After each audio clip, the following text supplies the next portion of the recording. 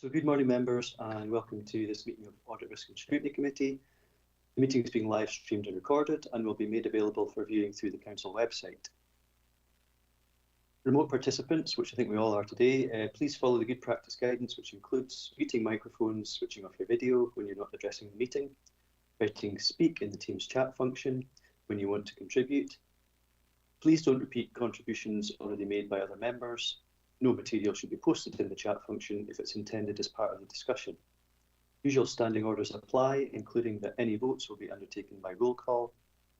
If any member has to leave the meeting, please either leave the Teams meeting for that period of time or write leave in the Teams chat function and then join when you rejoin the meeting.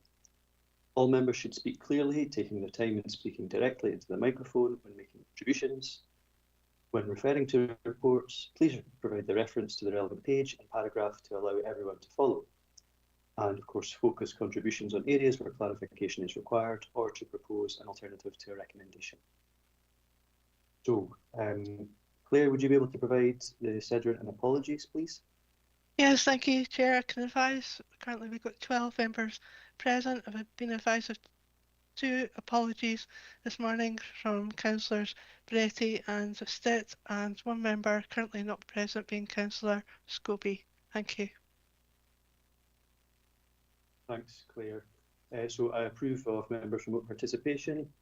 That takes us on to item 2, which is declarations of interest. Do any members have a declaration of interest or statement of connection they wish to make? Don't see any hands up. So we'll move on to the minute of the previous meeting of 21st of November 2024. Are we happy to approve the minutes? Agreed. Thank you. So that takes us on to the substantive item, which is item 4, the annual governance statement 24-25.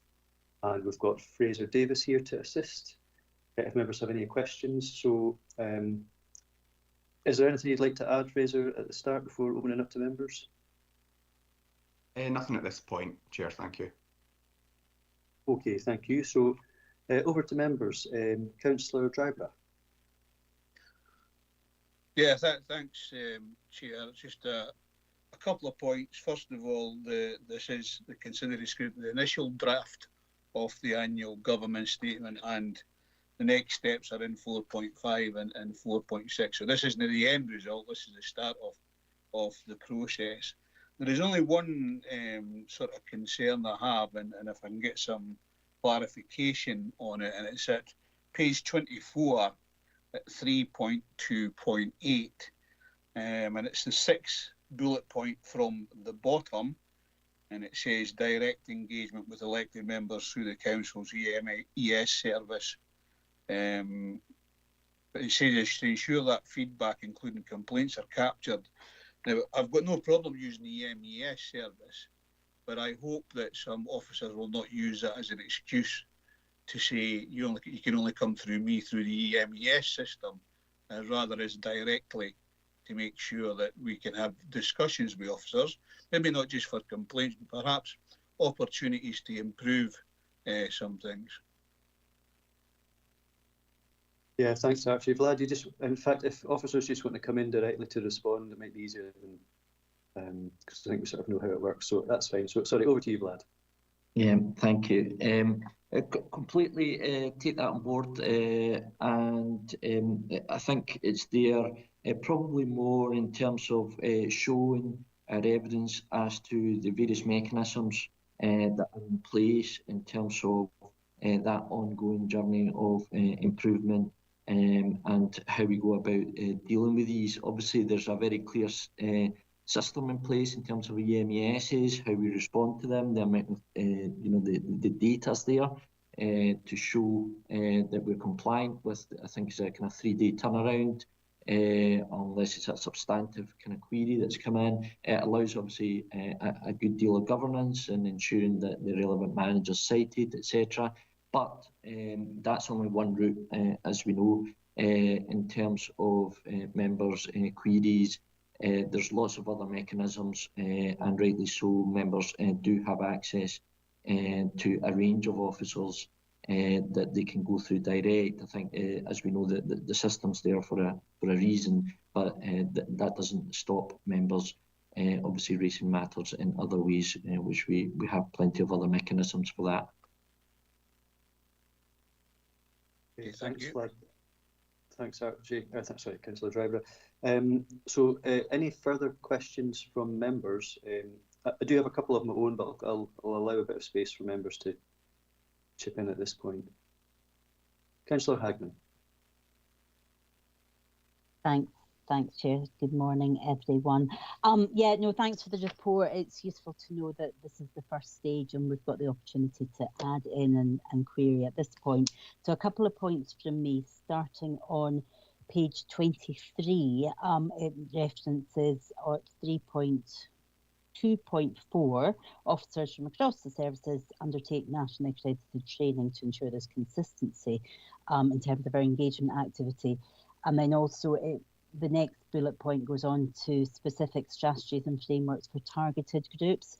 I guess my question around sort of both those topics is, how are we ensuring that we're looking at our policies through a gendered lens? And I make this comment on the back of an elected member's engagement with the Scottish Women's Budgeting Group, which took place about 10 days ago. It's available online, and they have carried out some national research into all local authorities, and actually from their data, I don't think any local authority is actually getting it right in terms of looking and engaging with women across Scotland and being really recognising of the issues that affect women and actually looking at it through a gendered lens. So I'm wondering how we can improve on that. I think, as I said, it's fair to say that no local authority is getting it right at this point, but I think we should absolutely be striving to do the best we possibly can. So that was my first point. The second one was in relation to page 24, the bullet point that Councillor Driver's just referenced there. It mentions direct engagement with members of the Scottish Parliament, and I'm aware that often there's ministers are being asked to be written to as part of committee decisions, but do we actively engage with members of the Scottish Parliament as a local authority? What does that look like? Because I'm not aware of that. And also, there's no reference in that bullet point list of our trade union colleagues and recognising those structures. So does that need to be added in, or is that captured elsewhere? Because then if I go on to page 28, it references in paragraph 3.5.9 employee engagement. Again, there's no reference to trade unions within that. So I'm just wanting to understand whereabouts is that union voice captured within this document. Thanks.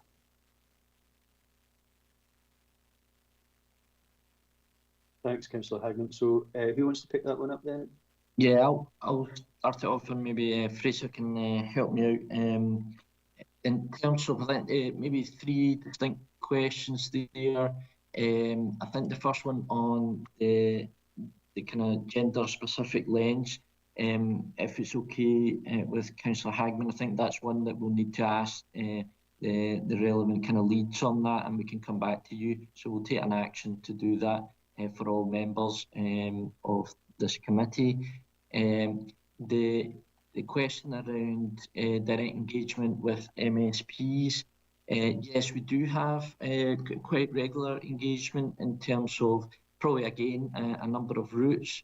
One of those is obviously sometimes MSPs will contact us direct and will ask questions direct, and either through that route, or I know that, for example, Chief Exec at times meets with MSPs and goes through a number of items that have been raised with the local authority, and that kind of ongoing engagement on top of, I think, as Councillor Hagman's described, obviously committees and in particular full council from time to time take a lobbying position, in which case obviously then that will trigger usually a letter which then might have further engagements there on the back of that. So, requests for meetings, etc.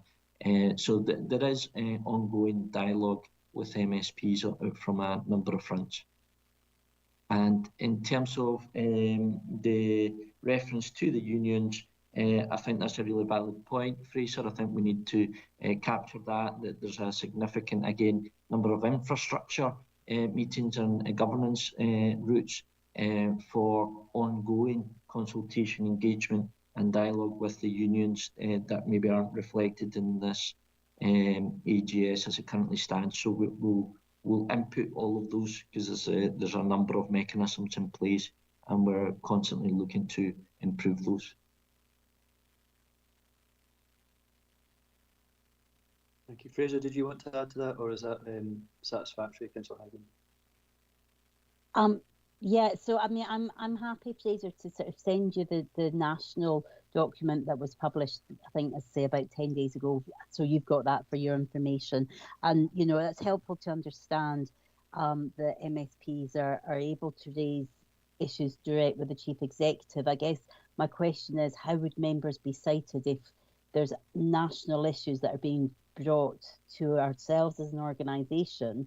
And how do we have oversight in that? I don't know how the governance of that works, because clearly MSPs are elected members in their own right. But if they've got concerns with what and how the council is acting, should that come to elected councillors to be made aware? So I don't know what the governance is around that, and it would be quite useful to understand. And yeah, really welcome to get the trade unions recognised within and embedded in this. So no, I appreciate that. Thanks. Okay, thank you. So just on that point of elected member oversight, and it does come to a point which I will raise just about when we speak of council in reports. There's two meanings of that, I think, and so throughout the report it does interchange between Dumfries and Galloway Council as elected members and the council as the I suppose the employer in terms of the functions that the council delivers through its staff. So there is maybe a distinction there that might be clearer about. But in terms of elected members' oversight of MSP engagement, is that something that we need to clarify? Thank you. Thank you. So again, probably the answer is quite a flexible one in that it very much depends. So I think in terms of the various routes that come in, no, we wouldn't generally. So for example, if we get a very clear request from an MSP to answer a specific question on behalf of their constituent, no, we wouldn't naturally cite elected members on that unless we've established something that obviously affects the ward or the ward members, in which case then we would ensure that any communications go out to all. So obviously it very much depends on the query or the dialogue that we're having, but certainly where matters are raised which are of concern, or we identify that it's one for elected members to be cited on, certainly we would absolutely try and cite the relevant members, whoever that might be. As I said, maybe one that's one for ward, or it could be one for further of all full council members within that. So it very much depends on the engagement that we're having, but certainly in terms of the kind of various lobbying positions and so on, again, that will be obviously put to members in terms of responses that we receive, and obviously alert members where we're having that kind of ongoing dialogue through meetings with relevant ministers, depending on the lobbying position that we've taken. So again, there's various mechanisms for communicating these things to elected members, but there's no hard and fast rule around it, and I don't think there can be. Okay, thanks, Vlad. So, Councillor Hagman, do you want to come back on that? I see Councillor Johnston's want to come in as well. No, that's fine. Thanks, Chair. And as I actually alluded to, sorry, as Councillor Dryburgh alluded to earlier, This is the start of a process in terms of the draft, so groups will have opportunities to feed into this. So I think that's a pertinent point to keep in mind. Councillor Johnson.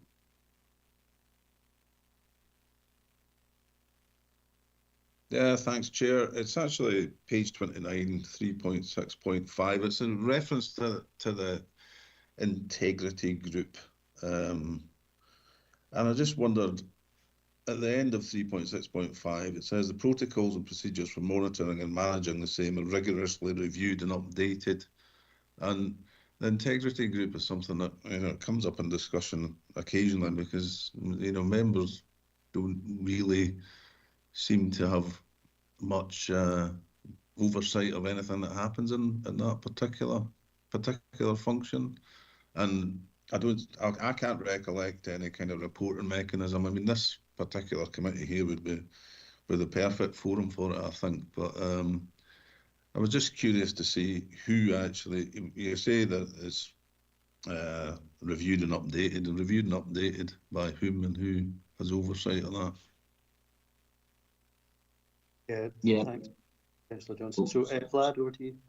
Yeah, through yourself, and Fraser might be able to help me with the exact dates, but the policy was certainly updated through elected members, and that policy statement in terms of overall managing our processes for fraud and corruption are very clearly on our website. They're available to members who approved that policy and procedure. And then within that, the integrity group is encompassed in terms of its arrangements. And within that, I take the point from Councillor Johnson on this, and it might be worthwhile if we wish to either go round the political groups in terms of just giving an oversight of that and its processes so that members can obviously be more knowledgeable on how it's running and have the relevant queries answered. I'm more than happy to take that as an action if that's appropriate. Yeah, thank you. Councillor Johnson, is that adequate for now? That sounds quite good for now, yes. Thank you very much. Thank you. So I can't see any other hands up in the rather small screen. Oh no, I beg your pardon, Councillor Marshall. Yeah, thanks, Chair. Yeah, just a couple of points. 2.7 on page 19 talks about the reshape and realignment of the Council's chief officer structure, and obviously apart from that, there's been a reshuffling of leadership roles as well and matching process. I think the Labour group have kind of had concerns about the matching process, and we've tried to pursue that through HR with further queries. But I think it was also raised by the Chair of Employment and Appeals about some of the selection processes, etc. So that's an area of concern, and it's maybe appropriate for Audit and Risk to maybe look at a report to come to a future meeting, maybe just on the matching process and Employment and Appeals Committee and the role of that. And that's the first point. The next one is just in regards to page 24. There's a list of at 3.2.8 about complaints, etc. I'm just wondering, and I think it might be captured somewhere in there, but it doesn't specifically say it. It's just about, I think it says customer-focused apps. But obviously there's a complaint procedure. There's a formal complaint procedure for members of the public, but there's also, the reporting of road defects and like waste collection service, etc. when it's delayed or cancelled. I'm just wondering if we've captured that enough there.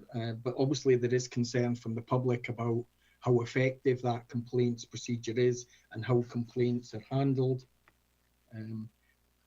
The next one is in relation to 3.5.4, page 27. It's just it's kind of like a positive statement on how we're handling vacancies, but I think certainly our group feel that the amount of vacancies, when reports to committees, if you look at the budget proposals, a lot of the savings are actually due to vacancies not being filled, and whether or not it's just an easy fix just to kind of ask for that as a budget saving. So there is concerns about how we actually manage the vacancies that are throughout the council, which also puts an added stress to the existing workforce when they're working with people short within their departments. And finally, and I think this is in one of the appendices on page 50, it's supporting behaviours and actions. And one of the bullet points is holding staff to account through regular performance reviews which take account of training or development needs. That's not the only place where performance reviews is identified, but I think all councillors are concerned about, when we get the performance reports, and I know that we're introducing a new system, but currently at the moment the performance appraisal system isn't working due to the low numbers of people that are completing them within the council. So it's really just a point on that, and hopefully the new system will see a marked improvement. But it's an area, I think, that because we're not actually, a large percentage of staff are not actually undertaking an annual performance, then that's an area of concern as well. Yeah, no, thanks, Councillor Marshall. There's quite a few points in there, so I don't know if Vlad, if you want to maybe pick them off one by one, but certainly come on to. There are I would say there's quite a few optimistic statements in the document that don't necessarily demonstrate compliance, and I think that's maybe what the last, the PDRs, for example, say yes, we have a system in place, if you like, but our level of compliance with that is sort of infamously not necessarily high in all parts of the council. So as a control measure, if you like, it doesn't demonstrate its effectiveness, and that's sort of maybe tied into that point. But we'll come on to that. But in terms of Councillor Marshall's points, there's a number of them in there. If you could try and address those, please. On through yourself, Chair. I'll start with the last one first, if that's okay, and then I'll work my way to the first question. So in terms of, I think Councillor Marshall makes a very valid point in terms of the new system that we've got in place at the moment, which should hopefully capture the data better in terms of the annual appraisal process that we've got. However, that system will also capture the check-ins, which I think is probably more in line with what that bullet point is trying to say, which is there's regular performance reviews. An annual appraisal isn't regular, and therefore what you need is the kind of check-in process that we've set up, which is encouraging managers to have more regular catch-ups and one-to-ones and performance reviews with their staff. And hopefully the system will start to demonstrate that in terms of the data. And obviously we're at early stages in terms of implementing that, but certainly I can say that within our teams in governance and HR, we've triggered that and we're working our way through it. So hopefully that will be reflected, as Councillor Marshall says, with the new system. But the whole ethos and idea around it is that it goes beyond a simple annual appraisal, because we need to, that's still in place, but the important bit is that kind of continuous and ongoing review of performance and review of performance of our service plans and KPIs within that as well. So that's the last question. I think the point around vacancies and concerns about how we're managing these, and I think these have certainly we've tried to address these in various forums, and it certainly is one that we continue to look towards improvement, and certainly we've got plans in place about how we can further improve those and ensure that we are addressing the relevant vacancies. And from time to time, as we know, that might not be a simple like-for-like replacement. It might require reviews of either the actual structure of the relevant team or the job description and person spec within that. So that these are ongoing improvements that we're carrying out, and certainly we've got a kind of relevant projects that all align to, in essence, looking at the vacancy management and recruitment, which is very clearly interlinked. The complaints, I think, point around 3.2.8, Fraser, I think, is a really valid point. I think we need to capture those in regards to one, we've got a set out complaints procedure for members of the public, but there's actually other routes that we've not captured there for members of the public to report to us or make, it's not so much a complaint, but in essence, a request for something to be addressed. And the roads defects one, I think, is probably a perfect example of that. And we've got other things. For example, we've just been through the emergency response of the storms over the weekend, and again we've got other routes such as DG Boss or that type of thing for members of the public to be reporting things, and for us to capture that and then obviously try and address it as a resilience partnership, but also as the council itself. So there are various other routes, Fraser. I think we need to capture that evidence there, as Councillor Marshall's pointed out. And in terms of the matching process and procedures, more than happy. Again, probably the answer to that would be similar to the integrity group. I think I can ask the team to do a briefing for political groups as to what the policy and procedure are and how we apply that, so that you can ask those questions specifically through that process. So we'll take an action to do that if members are happy with that. Thank you. And I think the initial point was around the reshape and matching process. I don't know if you had any comments in relation to that concern. Obviously, there was reference to the Employment Appeals Committee chair, so Councillor Marshall had raised that initially. Yeah, I think if I captured that right, I think it all related to matching process, rather than, the structure was agreed by full council. We've implemented that alongside following our policies and procedures, and it all relates to the matching process in terms of the Employment and Appeals chair. I don't think it was the actual subcommittee that's raised any issues, as I understand from Councillor Marshall's point there, is that there were maybe questions that members had around that policy and that procedure and how it's been implemented, but we're happy to give that briefing around that and obviously answer any relating questions that might pop up. Okay, thanks. So, Councillor Marshall, is that enough for you to be going on with just now, or do you want to come back? Yeah, just to come back just briefly, Chair, and I think you captured it as well. The kind of main reason for raising some of these points, there's other points as well. We do have processes in place, and that's demonstrated through the document. How we're performing against some of those processes is questionable, so we might have a process in place, but it's not working as effectively as we would like. And with regards to the mentioned the chair of employment appeals, I think it was just all on the matching process and selection process as well.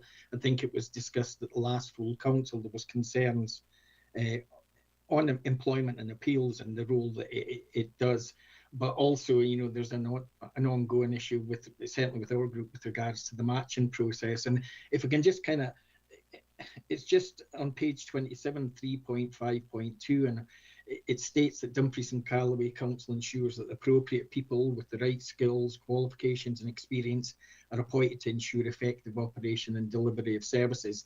The Council ensures that all staff are appropriately qualified, capable and have the capacity and necessary skill set and experience to carry out the roles. So it's just, I think over the last year, etc., there is concerns about, about that statement.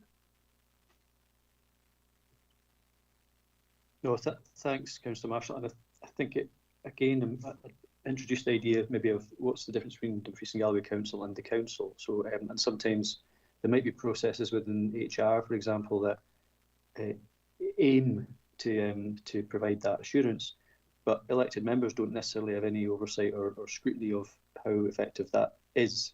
So there's two types of council involved here, and maybe one of them's satisfied in terms of its processes, but not the other. So obviously this is a draft document, and there'll be many iterations as we go forward, so we'll be continuously improving it over the months and years, no doubt. But yeah, I think that's a fair point to make, Councillor Marshall. Yeah. So, Chair, could I just yes, quickly come back in as well? I think, although I think Vlad has offered, maybe a written statement or to brief groups, but certainly I did stay right at the start as well. It's maybe worth consideration for the Audit and Risk Committee to look at for a future meeting of just the matching process and to get a fuller understanding of that, and just to make sure that that's been carried out as it's meant to be. Chair, for yourself, in terms of that query, I think as members will be aware, there's probably two routes in terms of Audit, Risk and Scrutiny's remit. One is a potential scrutiny of that process, and Fraser will tell us what the timescale for that is, and that's probably the more appropriate of the routes. The other route is, I know that our interim Chief Internal Auditor is in the room as well, in terms of capturing that from the internal audit's perspective, which might be another route to consider. But Fraser, do you have the kind of timelines for the scrutiny planning again? In very draft form, I would perhaps say, members. So also we've got the scheduled scrutiny reviews selected last year that are due to be reported to this committee in April. So it would be shortly after that, probably the June or possibly the first meeting after summer recess, where the committee would be looking to choose what subjects it wishes to scrutinise through the scrutiny review process. So there'll be an opportunity this year, hopefully sooner rather than later, for members to identify what reviews they would be looking to carry forward. And I'll take a note of that one as a potential subject if that's the way the members are potentially looking. Yeah, I would appreciate that. Thank you. Yep. No, thanks for that guidance as well. So, I mean, certainly if members are minded, I'm very happy to see that come up at the June, or, as you've described, Fraser, just so we can look at what their scrutiny review programme is going to look like. So happy for that to be front and centre, if you like, in that report. Okay, so any other hands up at this point? I can't see any. Councillor Marshall, your hand's still up, so I'm not sure if that's a legacy. Yeah, legacy. Apologies, Chair. No worries, thank you. So, I've got a couple of points that I'll raise. One of which has come on the back of members might be familiar with the Pension Subcommittee and Pension Board meeting held recently, and we have obviously Chair of Pension Subcommittees here today, but there was, I suppose, some discussion on that day about whether or not the Pension Board accepted a governance statement, but even though the Pension Subcommittee did. So I think it's quite silent about that in the report, and I think some members of the Pension Board were concerned that this was maybe not being represented accurately in this report. So I think that's something that we could maybe tend to make sure that we've got an accurate reflection, even though it's the Pension Subcommittee, I think, and correct me if I'm wrong, that determines whether or not the statement is accepted, if you like. So I don't know if you want to speak to that just now, just to assure members that the point's been raised and understood. Thank you.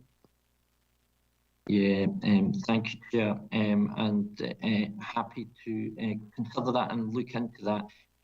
But from the decision-making process and the way the regulations are set, it is the committee that makes these decisions.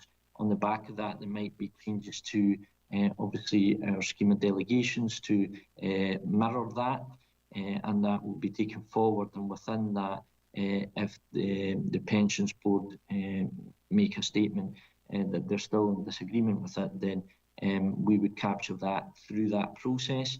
But in terms of another action which is worthy of members being aware of, we've got a working group that's been set up between the committee and the board, and these kind of mechanisms will be further discussed at that point in time as well. So there's various actions that have been taken. I'm not sure the AGS is the place for that sort of engagement and discussion that's going on in the background, because this is about very clear, are we following what the regulations say? And the answer is yes. And therefore, I don't think there's any more commentary required around that, but all the rest will happen through those processes that I've discussed and just referred to. Thank you. As I say, I was alerted to this, so felt sort of duty bound to raise it, at least to get that response that you just given. But Councillor Johnson. Yeah, thanks, Chair. Just to basically confirm what Vlad said, at that last meeting we did agree to reconvene the short life working group, and the meeting has been set up for discussions to take it forward, so it is in hand. So appreciate that. Thanks, Councillor Johnson. So there's a couple of other points. Now, there's two documents that we're looking at today. One is obviously the initial draft of the annual governance statement, and we have obviously interrogated that a bit, and that'll be going around the groups. And there's been a number of actions or points raised that probably could do with being highlighted. So when we are taking it around the groups, they're there to sort of maybe address those points that have come up through today's meeting.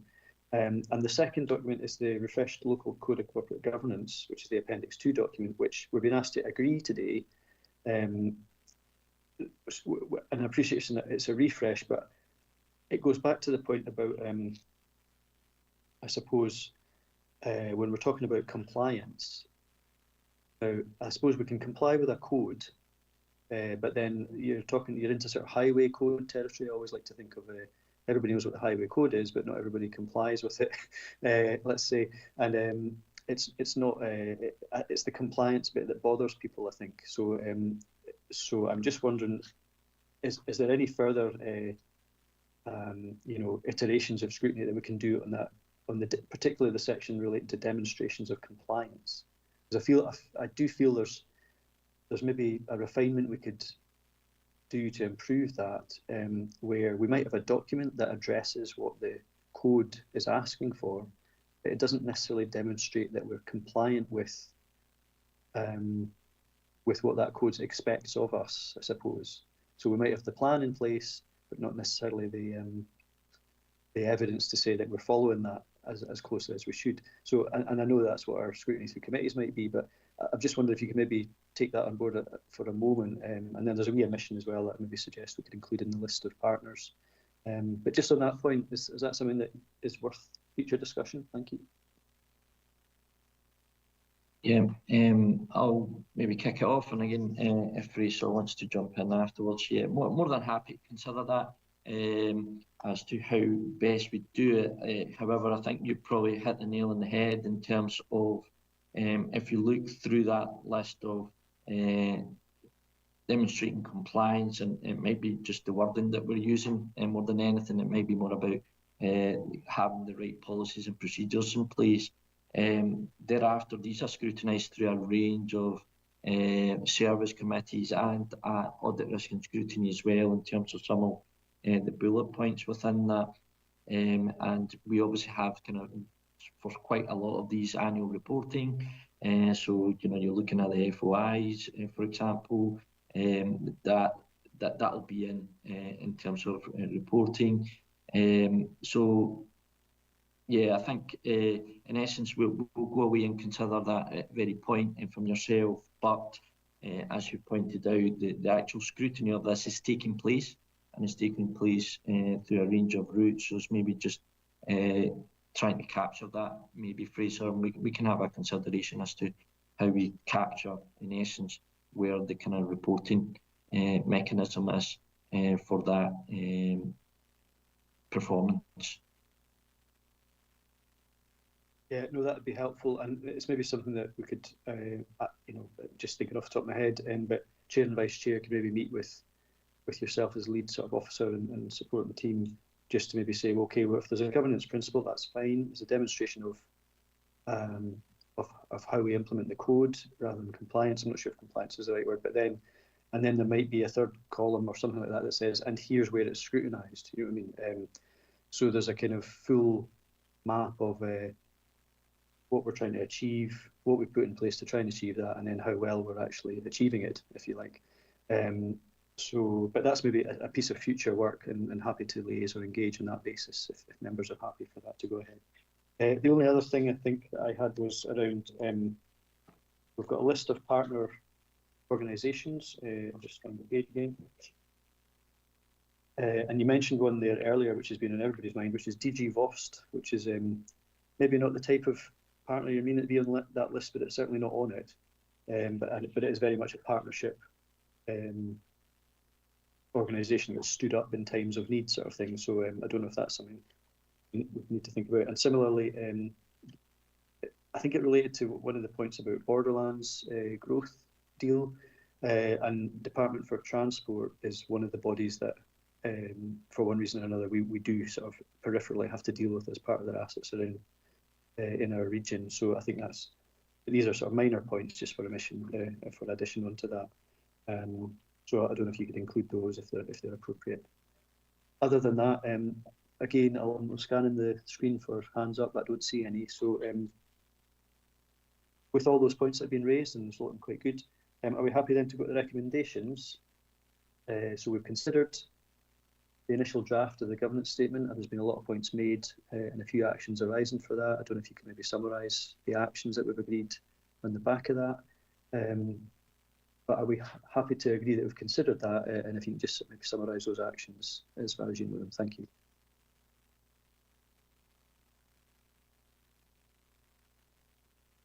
So I'm guessing one of the actions would be, so I'm just trying to tee you up. What actions have you captured? Sorry, that's my misspeaking there. Yeah, Fraser, you want to come in? I can jump in. So there are various points around 3.2.8 to include other examples around, complaints or trade unions, etc. We've got officers to go around political groups to discuss the actions of the integrity group and how that operates. Potentially a briefing on the matching process, although that potentially may also take the form of a scrutiny review. And there's various actions, I suppose, around checking, see where we're saying we have a process, how well is that being complied with, to use PDRs as an example, although I'm aware there's a new process can be put in place around performance reviews and the like. And also, I think there's Councillor Hagman's point right at the very start around how we're looking at policies in terms of a gendered lens. So I've probably listed them in a very mismatched way, so I do apologise for that. But if there's any more that I've missed there, I'm sure Claire will let me know. She'll be taking a note of these as the governance officer. Thanks, Fraser. No, you certainly matched them up better than what I did, so that's excellent. So if members are happy with that and what we've captured and the spirit in which we've captured it, then are we happy to agree that we've done point 1, which is consider and scrutinise, and also that we at point 2 agree the refreshed local code of corporate governance as per Appendix 2? Agreed. Okay, I don't see anybody otherwise minded. So with that, thanks very much, and we'll look forward to you touring the groups. And I have no further business deemed urgent. So that's it for today. Thank you for your attendance, folks, and for your support. Thank you. Thank you. Thanks, Chair. Thank you.